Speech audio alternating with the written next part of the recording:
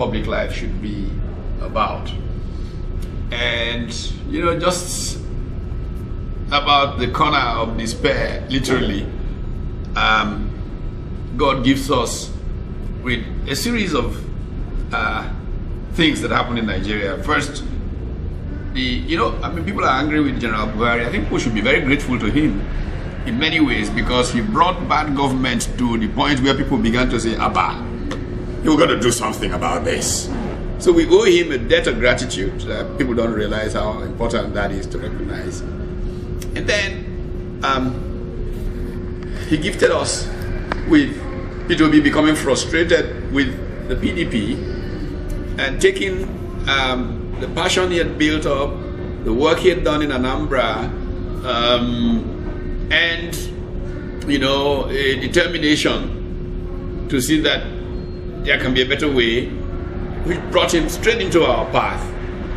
And this synergy has backed what I think the black race has been waiting for.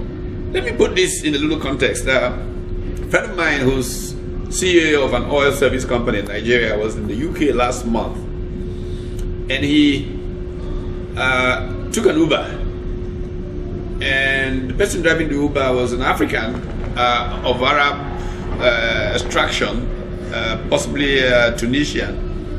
And the gentleman said to him, what country are you from? And he said, Nigeria. I said, Nigeria? My goodness, I hope people will pull up this Peter Obi business and give Africa a chance of getting out of the mess that it is in. I mean, this is an Arab North African reacting this way. And, you know, I'm feeling like, okay, like Simeon, the guy in the temple, waiting to just set his eyes on the Christ and depart in peace. And so I am grateful to everybody who's been part of this process. But the journey just began. It just began. We as Nigerians in the diaspora particularly, but Nigerians everywhere at home, must see this as a God-ordained moment to lift our country first and the black race ultimately out of 500 years of servitude. My big fear, I mean, the reason I'm so buried in this thing is that if we miss this chance, the black man could be locked for another 1,000 years as an underclass. And God forbid that that should happen. There are many initiatives that have come, and I've said, we're building a big tent. Let all those initiatives come in. Kennedy ERA has been driving the 40 billion ballot process. I've offered myself as patron of that process. I have offered myself to support several other support groups for Peter Obi, for the Third Force.